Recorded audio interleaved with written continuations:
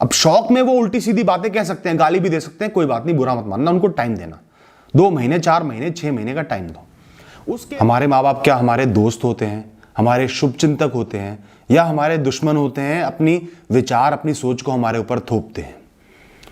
ये 2 बातें हैं। अक्सर लोग मुझसे पूछते हैं कि आपका क्या स्टैंड है, क्योंकि कभी तो मैं बोलता हूं कि माँ बाप हमारे लिए बहुत अच्छे होते हैं, हमारे शुभचिंतक होते हैं, उनसे बढ़कर हमारे लिए जिंदगी में कोई नहीं है। और कभी मैं कहता हूं कि माँ बाप अगर गलत कर रहे हैं तो उनकी मत सुनो, अपनी राह खुद चुनो, और अगर वो आपको अब्यूज कर रहे हैं, ब्लैकमेल कर रहे हैं, तो बिल्कुल उनको साइड हटा दो।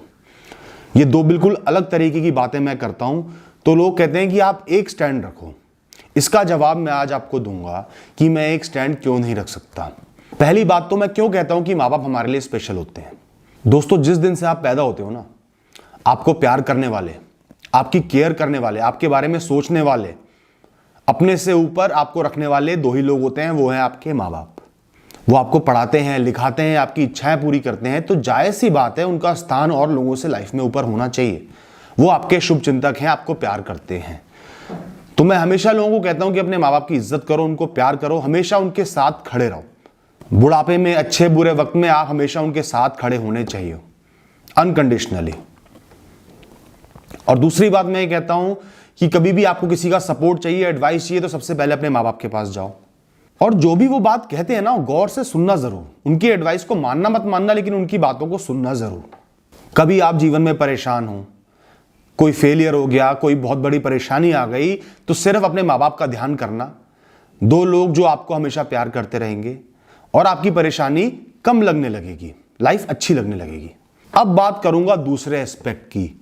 वो है कि कब हमारे माँ बाप हमारे शुभचिंतक ना होके हमारे दुश्मन बन जाते हैं, या अनजाने में वो हमारा बहुत बुरा कर देते हैं। दोस्तों, माँ बाप हमारे ओनर नहीं होते, हमारी जिंदगी के मालिक नहीं होते। उनकी जगह स्पेशल है, लेकिन मालिक नहीं है। वो अपनी विचार, अपनी सोच हमारे ऊपर थोप नहीं सकते। अब क्या होता है, कई माँ बाप को ये भ्रम हो जाता है कि वो अपने बच्चे के ओनर हैं, मालिक हैं, बच्चे की लाइफ वो ही कंट्रोल करेंगे। जैसे स्टडीज हो गई, बच्चा कोई चीज पढ़ना चाहता है और माँ बाप अपने विचार उस पर थोप देते हैं। अब उसका रिजल्ट क्या होता है, ना तो वो बच्चा परफॉर्म कर पाता, ना उसका इंटरेस्ट बन पाता, और हर दिन वो स्ट्रेस्ड रहता है, डिप्रेस्ड रहता है, बस यही सोचता रहता है कि जो मैं करना चाहता था वो मैं नहीं कर पाया। और पूरे जीवन ये परेशानी उसके साथ चलती रहती है। क्यों? क्योंकि माँ बाप ने अपने विचार उस पर थोपे थे। यही होता है लव मैरिजेस में।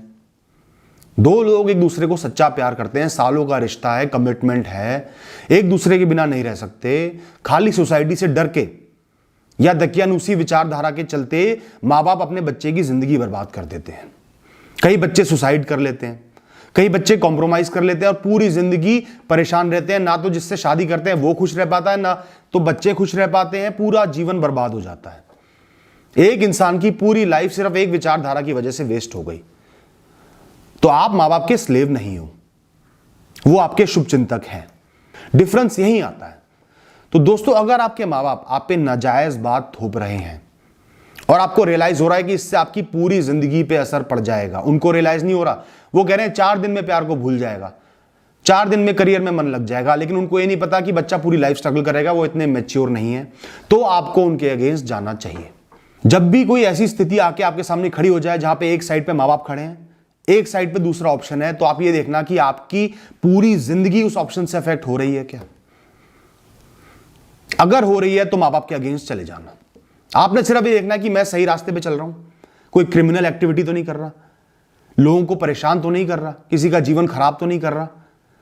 अपने डिसीजन अगर आप ले रहे हो अपने लिए, जिससे आपको फर्क पड़ता है, पॉजिटिव है, आगे बढ़ने के लिए ले रहे हो, खुश रहने के लिए ले रहे हो, और पूरी लाइफ को अफेक्ट करते हैं, तो फिर माँ बाप के अगेंस्ट जाना सही है।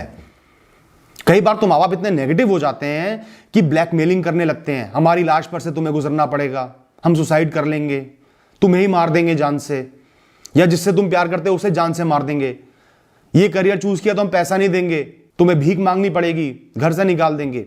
इस तरीके से ब्लैकमेलिंग अगर माँ बाप करने लगे तो वो आपके शुभचिंतक भी नहीं रहते। अल्टीमेटली आपकी जिंदगी की रिस्पॉन्सिबिलिटी आपकी ही है। इस दुनिया में आपको जो जीवन मिला है उसको संभालना आपका काम है। अगर आपको दिख रहा है कि पूरा जीवन एक चीज से बर्बाद हो जाएगा या आबाद हो जाएगा, तो माँ बाप के अगेंस्ट जाना ठीक है। और अगर उसके बाद माँ बाप आपकी बात को नहीं मानते, कन्विंस करने के बाद, उन्हें समझाने के बाद, उन्हें वक्त देने के बाद, ये 3 चीजें बहुत जरूरी हैं। माँ बाप को भी तो समझाना आपका फर्ज बनता है ना। आपके माँ बाप हैं, आपको प्यार करते हैं, उनको समझाओ कि मैं क्यों ये डिसीजन ले रहा हूं। उसके बाद उनको थोड़ा टाइम दो। एक इनिशियल शॉक लगता है जब वो एक चीज चाहते हैं, वो नहीं हो पाती और आप कुछ और चाह रहे हो, तो उनको शॉक लगता है। अब शौक में वो उल्टी सीधी बातें कह सकते हैं, गाली भी दे सकते हैं, कोई बात नहीं, बुरा मत मानना। उनको टाइम देना, 2 महीने, 4 महीने, 6 महीने का टाइम दो। उसके बाद भी अगर वो नहीं मान रहे हैं, ब्लैकमेल पे उतारू हैं, गलत चीजों पे उतारू हैं, फिर आपको अपनी राह चुननी पड़ेगी, उनसे अलग होना पड़ेगा। उसके बाद भी मैं ये कहता हूं, अपने माँ बाप को ये कह देना कि आप मुझे अपनी जिंदगी से निकाल रहे हो, मैं आपको अपनी जिंदगी से नहीं निकाल रहा या निकाल रही।